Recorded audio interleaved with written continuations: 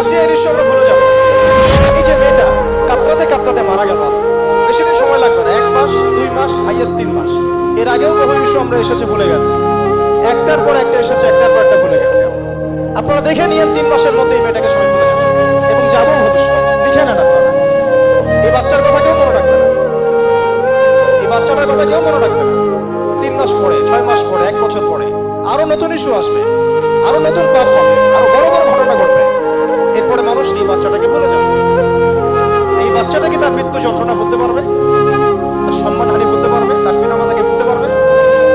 এখন প্রশ্ন হচ্ছে, তার পিতাকেও যদি আমরা জিজ্ঞাসা করি, ইসলামে রেপের শাস্তি হচ্ছে মৃত্যুদণ্ড, ব্যভিচারের শাস্তি হচ্ছে অর্ধেক কোমর পর্যন্ত পুঁতে পাথর নিক্ষেপ করে হত্যা করা, এবং বিবাহিত ব্যক্তি হলে এই শাস্তি, অবিবাহিত হলে 100 বেত্রাঘাত, 1 বছরের নির্বাসন এবং সমাজ থেকে বয়কট করা, আর ধর্ষণ হলে সরাসরি মৃত্যুদণ্ড। 3 মাস সময় লাগার কথা না, 3 দিনের মধ্যে করা সম্ভব। এটা শরিয়া আইন, এটা আল্লাহ রাব্বুল আলামিনের শরিয়া বিধান। এখন তারাও কি এটাতে রাজি হবে? যারা শোক প্রকাশ করছেন তারা কি এই বিধানটা কার্যকর করতে রাজি হবে? ধর্ষককে সবার সামনে প্রকাশ্যে মৃত্যুদণ্ড দেওয়া হোক, শরিয়া আইন কার্যকর করা হোক, রাজি হবেন না। কারণ আপনারা বলবেন এটা করতে গেলে বাংলাদেশ থেকে মৌলবাদী রাষ্ট্র হয়ে যাবে। তো সমস্যার গোড়ায় আপনারা যেতে চান না, ডালপালা নিয়ে নাড়াচাড়া করেন। সেটা ফ্রি মিক্সিংটাকে উন্মুক্ত করে দেওয়া হলো, ছেলে মেয়ের অবাধ বিচরণটাকে উন্মুক্ত করে দেওয়া হলো। একটা চরম ক্ষুধার্ত মানুষদের সামনে যদি আপনি খাবারকে উন্মুক্ত করে রাখেন, এরপরে যদি কেউ জোর করে খাবার খেয়েও ফেলে, শুধু কি আপনি খাদকের দোষ দিবেন? পুরো সিস্টেমটাই দায়ী এখানে। আপনি নারী পুরুষকে অবাধ মেলামেশা দিয়েছেন, ফ্রি মিক্সিং এ দিয়েছেন, একদম ছোটবেলা থেকে, স্কুল লাইফ থেকে, কলেজ লাইফ থেকে, ইউনিভার্সিটি লাইফ থেকে, জব সেকশনে, এমনকি রাজনীতি করতে গেলে কর্পোরেট সেকশনে, ব্যবসায়িক সেকশনে, অফিস আদালতে, সব জায়গায় ফ্রি মিক্সিং কে অবাধভাবে আপনি উন্মুক্ত করে দিয়েছেন, আমরা উন্মুক্ত করে দিয়েছি। এর উপরে ছড়িয়ে দিয়েছি পর্নোগ্রাফি। পর্নোগ্রাফি সবার ফোনে ফোনে। পর্নোগ্রাফি দেখতে থাকলে একটা মানুষ বাচ্চাকে না, কয়েকদিন পরে পশুর সাথে জেনা করতে পারে। যদি সামনে দেখেন যে মানুষ পশুর সাথে জেনা করেছে, আপনার অবাক হতে পারেন, আমি অবাক হব না।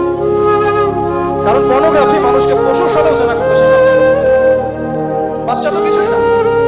এর উপরে আছে বিবাহ বহির্ভূত সম্পর্ক, ব্যভিচার, জিনা, ফ্রি মিক্সিং, ভ্যালেন্টাইন্স ডে মতো দিবসগুলো পালন করে ছেলে মেয়ের অবাধ মেলামেশা। আর এই জেনাগুলোকে আমরা বলছি কাছে আসার গল্প, যেখানে ওর উপরে 100 বেত্রাঘাতের শাস্তি অলরেডি মজুদ হয়ে গেছে। আর কতগুলো যে জেনা হয়েছে এটা তো আল্লাহ পাক ভালো জানে। একটা দুইটা তো করে নাই, একটার পর একটা চেঞ্জ করেছে। বিবাহিত ব্যক্তি পর্যন্ত অন্যের স্ত্রীর সাথে জেনা করেছে। আর এটা তো ধর্ম তো অনেক বড় বিষয়, ধর্ম তো অনেক বড় বিষয়। এটা তো এটা মানবতা বিরোধী অপরাধ, এটা থেকে মানবতা বিরোধী অপরাধ। এখন সমস্যা কি এককেন্দ্রিক? এটা বহুমুখী সমস্যা। মিক্সিং রেখেছেন, বন চালু করে দিয়েছেন, এবং সবচেয়ে বড় কথা এর শরঈ বিচারটুকু নিশ্চিত হচ্ছে না। তাহলে সমাজের মধ্যে এগুলো কমবে না বাড়বে? সিম্পল, সমাজের মধ্যে এগুলো বাড়বে। 6টা কাজ করেন, ইনশাআল্লাহ তাআলা কমে যাবে। প্রথমত শরঈ পর্দা নিশ্চিত করেন, দ্বিতীয়ত ফ্রি মিক্সিং বন্ধ করে দেন, তৃতীয়ত আপনারা জেনার শাস্তি চালু করেন, চতুর্থত সমকামিতা বন্ধ করেন, সমকামিতা বন্ধ করেন, এলজিবিটি বন্ধ করেন, পঞ্চমত ব্যভিচারের যে রজম শাস্তি চালু করেন, শরঈ বিধান চালু করেন, ওয়েবসাইটগুলোকে বন্ধ করে দেন, এবং সমাজের তাকওয়া নৈতিকতা শিক্ষাটাকে বাড়িয়ে দেন। দেখেন সমাজে যেন কমে না বাড়ে। কিন্তু কেউ এই সমস্যা দূরায় যাবে না। একটা ইস্যু আসবে, একটা ইস্যু যাবে। আজকে আপনার বোন, তো কালকে আমার বোন, কালকে অমুকের বোন, কালকে তার মেয়ে, নিজের ঘর পর্যন্ত চলে আসছে। আর কয়টা রিপোর্টই বা আমাদের সমাজের সামনে আসে? যে কয়েকটা রিপোর্ট সামনে এসেছে, এগুলো 50% বলা। বহু মেয়ে এগুলো বলতেও পারেন লজ্জায়। আর আমি তো ওইসব মেয়েদের ব্যাপারে কথা বলা ছেড়ে দিয়েছি, যারা স্বেচ্ছায় নিজের ইজ্জতকে বিলি দেয়। তাদেরকে আমি আমার বোন পরিচয় দিতে লজ্জা বোধ। সমাজ থেকে গায়রত, ব্যক্তিত্ব, পর্দা, শালীনতা, হিজাব এগুলো উঠিয়ে দেওয়া হচ্ছে। আপনারা কি দ্বীনি অঙ্গনের তসলিমা নাসরিন হতে চান নাকি? তারা কি দ্বীনি অঙ্গনে তসলিমা নাসরিন হতে চান? কেন আপনি একটা ছেলের সাথে হারাম সম্পর্কে জড়াবেন? কেন প্রেম করতে যাবেন? কেন আপনি তার সাথে বাইকে করে ঘুরতে যাবেন?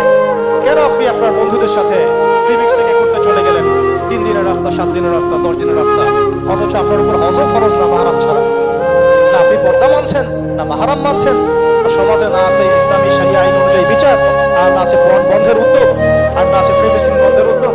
তো আপনার ইজ্জত চলে গেলে কে ফিরাই দিবে আপনাকে? আমি তো আপনার ভালোর জন্যই কথা বলছি। সমস্যা হচ্ছে আমরা সমস্যা ঘোরা যেতে চাচ্ছি না।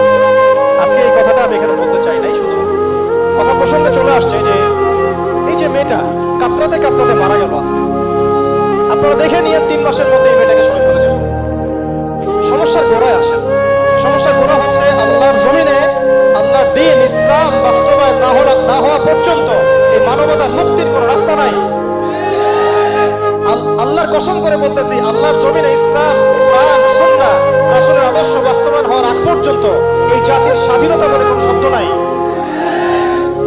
এই মানবতার মুক্তির কোনো পথ নাই। কেউ আমরা স্বাধীন না, কেউ আমরা আমাদের ইনসাফ ন্যায্য অধিকারটুকু পাবো না। কালকে আপনার ঘরে এই সমস্যাগুলো আসলে আপনি এটাকে প্রতিহত করতে পারবেন না। বিচার চেয়ে বেড়াবেন এক মন্ত্রণালয় থেকে আরেক মন্ত্রণালয়, ফাইল ঘুরতে থাকবে, আপনার কেস বন্ধ হয়ে যাবে, আপনার বোনের ইজ্জত ফিরে আসবে না। আর রাসূল সাল্লাল্লাহু আলাইহি ওয়াসাল্লামের জামানায় আপনি আমাকে রেপের ঘটনা দেখান কয়টা ঘটেছে? সাহাবীদের জামানায় রেপের ঘটনা দেখান কয়টা ঘটেছে? জেনার ঘটনা দেখান না কয়টা ঘটেছে? ব্যভিচার কয়টা ঘটেছে? চুরি বা কয়টা হয়েছে? চোর কয়টা হয়েছে? ডাকাতি কয়টা হয়েছে? একটা দুইটা রেয়ার আপনি ঘটনা দেখাতে পারবেন। এবং যখন সেই ঘটনা ঘটেছে ইনস্ট্যান্ট দেন নবী সাল্লাল্লাহু আলাইহি ওয়াসাল্লাম শরীয়ত আইন বাস্তবায়ন করেছেন। তিনি শুধু মানুষকে তাকওয়ার ওয়াজ নসিহত করেন নাই, বরং আল্লাহর আইনও বাস্তবায়ন করেছেন। এই দুইটা সমানুপাতিকভাবে চলতে হবে সমাজের মধ্যে। শুধু তাকওয়ার ওয়াজ করেই সব বন্ধ করা যাবে না, আইনও বাস্তবায়ন করতে হবে। তখন দেখবেন সমাজ সমান্তরালভাবে চলবে, একটা আলোকিত সমাজ বিনির্মাণের দিকে আমরা হাঁটতে পারবো। শুধু আমি ওয়াজ করে যাব, আইনের কোনো বাস্তবায়ন নাই, আবার আইন বাস্তবায়নের কথা বলবো, তাকওয়ার কোনো সমাজ নাই, এভাবে হবে না। দুটো একসাথে চলতে হবে। আমরা দুটো থেকেই সমাজকে বিচ্ছিন্ন করে ফেলছি। স্কুল লাইফ থেকে তাকওয়ার শিক্ষাটাকে আস্তে আস্তে শেষ করে ফেলছি। আমি তো দেখালাম তাকওয়া তো শিখবেন আপনি কোরআন থেকে, হাদিস থেকে, সিরাত থেকে, সেটাই তো আমরা পড়ি নাই। আমি চ্যালেঞ্জ করতে পারি আমাদের স্টুডেন্টদেরকে, আল কোরআনুল কারীমের 10টা সূরার অর্থ তারা বলতে পারবে, হাদিসের মধ্যে 100টা হাদিস তারা মুখস্থ করতে পারবেন না। রাসূল সাল্লাল্লাহু আলাইহি ওয়াসাল্লাম পবিত্র জীবনী তারা 20 বছরে একটা কিতাবও একাডেমিক্যালি পড়ানো হয়। ইসলামের ইতিহাসের একটা কিতাব একাডেমিক্যালি পড়ানো হয় নাই। তাজকিয়া সংক্রান্ত একটা কিতাব পড়ানো হয় নাই। ফিকহের উসুলে ফিকহ ছাড়া আপনি কিভাবে চলবেন? ফিকহের একটা কিতাব পড়ানো হয় নাই। তাহলে এই জাতিটাকে আপনি কিভাবে ইসলামের দিকে নিয়ে আসবেন? শিক্ষা ছাড়া। শিক্ষা না থাকলে, ইলম না থাকলে আমল কিভাবে আসবে? আমল না থাকলে তাজকিয়া কিভাবে আসবে? তাজকিয়া না থাকলে আত্মশুদ্ধি কেমনে আসবে? আর কিভাবে আমরা সৎ পথে থাকবো, অসৎ পথ থেকে দূরে থাকবো? কিভাবে আমাদের মধ্যে আল্লাহ ভীতি জাগ্রত হবে? আর আল্লাহ ভীতি যদি জাগ্রত না হয়, আমি গোনা থেকে কেন দূরে থাকবো? যার মধ্যে আল্লাহর ভয় নাই সেই গোনা থেকে কেন দূরে থাকবে? তার মধ্যে তো আল্লাহর ভয় নাই। আমরা তাকওয়া বিবর্জিত সমাজ প্রতিষ্ঠার থেকে এত মেহনত করেছি বিগত প্রায় 50-70 বছর। কিন্তু আগামীর বাংলাদেশে আমরা এটা আর দেখতে চাই না। আমরা আগামীর বাংলাদেশে দেখতে চাই প্রত্যেকটা সেক্টরে যেন তাকওয়া নিশ্চিত হয় এমন ব্যবস্থা গ্রহণ করতে হবে।